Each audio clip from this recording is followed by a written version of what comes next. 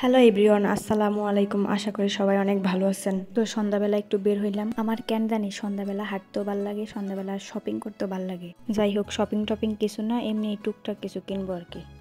আসল কথা হইলো মিষ্টি খাইতে মন চাইতেছিল। মনরে এত বুঝাইলাম চিনিও তো মিষ্টি খা, কিন্তু মন বুঝলোই না। তাই ওই মিষ্টি খাইবো না, রসগোল্লা খাইবো।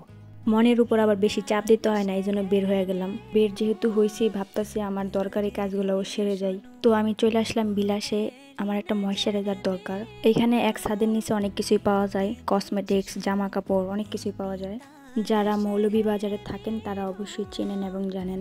ময়শ্চারাইজারটাও আমি সাজগোজ থেকেই অর্ডার করতাম, কিন্তু খুব তাড়াতাড়ি দরকার ছিল, যে কারণে এইখান থেকে কেনা হয়েছে। ভিতরের ডেকোরেশন সুন্দর আর মোটামুটি সবকিছুই পাওয়া যায়।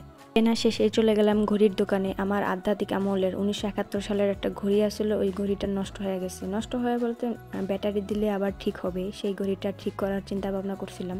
দেখলাম লোকটা নাট বল্টু দিয়া জাতা মাতা দিয়ে আমার সেই ঘড়িটারে সুন্দর যত্ন সহকারে ঠিক করে দিল। এই যে সেই আমার বিখ্যাত ঘড়ি।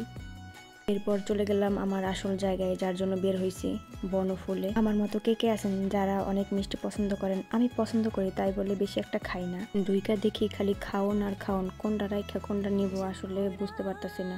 অন্যদিকে চোখ দেওয়া যাবে না, যেটা নিতে আসলাম ওইটাই নিব। এটার মধ্যেও তো অনেক রকম, এখন কোনটা রাইখা কোনটা নিব চিন্তায় পড়ে গেলাম। চিন্তা ভাবনা করে ডিসিশন ফাইনাল, প্রত্যেকটা থেকে দুইটা করে নিয়ে যাব, যাতে কেউ মন খারাপ না করে।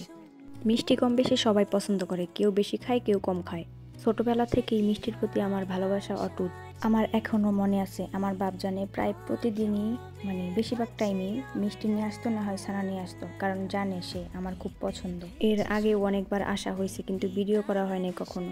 অনেকেরই ভিডিওতে মিষ্টি দেখে লোভ লাগছে। মিষ্টির দাওয়াত সবাই খেয়ে যাবেন। তো কেনাকাটা শেষ, এবার বাড়ি যাওয়ার পালা। এই ছিল আমার আজকের মতো ছোট্ট একটা ভিডিও। সবাই ভালো থাকবেন, আল্লাহ হাফেজ।